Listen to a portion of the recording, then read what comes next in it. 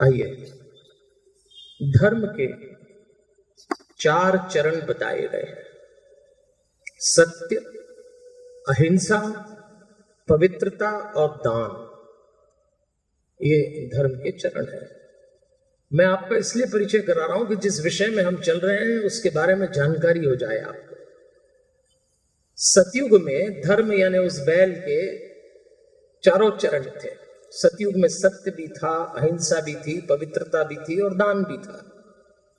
जब अगला युग आया और राम जी का आया त्रेता युग, तो उसमें सत्य चला गया, तो 3 ही चरण रह गए बात के पीछे वाले, अहिंसा, पवित्रता, दान। फिर कृष्ण का युग आया, एक और चरण गया, और कृष्ण तक आते आते सत्य और अहिंसा दोनों चले गए, केवल पवित्रता और दान रह गया। और जब कृष्ण भी गए तो इस युग में एक ही पैर रह गया धर्म का, और वो है दान। बाकी 3 चले गए। तो ऐसा शास्त्रों में कलयुग का चित्रण आया है।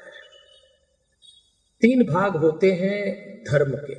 एक होता है अनुष्ठानिक, ये जो इससे अपन ने पूजा करी अभी, ये धर्म का एक रूप है, अनुष्ठानिक रूप है। इसको कर्मकांड कहते हैं। हम लोग पूजा करते हैं जो, ये सब एक रूप है इसका। धर्म का दूसरा रूप है पौराणिक, ये ज्ञान का है, जो शास्त्र वगैरह आप पढ़ते हैं। और धर्म का तीसरा रूप है दार्शनिक यानी योग, जिस योगा की आजकल बातचीत की जाती है, धर्म का तीसरा रूप है। अब आइए, धर्म की उत्पत्ति सत्य से हुई, दया और दान से धर्म बढ़ता है, क्षमा में निवास करता है और क्रोध से नाश हो जाता है। ये ग्राफ मैंने आपको बता दिया धर्म का।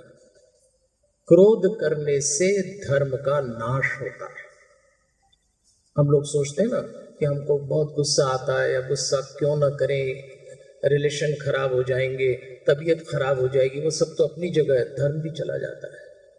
ये धर्म के आपको मैंने चरण बताए हैं। और एक बात और, धर्म में होना और धार्मिक होने में जमीन आसमान का फर्क है। मैं हिंदू धर्म में हूं, कोई मुस्लिम धर्म में है, कोई ईसाई में है, कोई सिख में है, लेकिन जो लोग उस धर्म में है वो धार्मिक है या नहीं है, ये बड़ा सवाल है।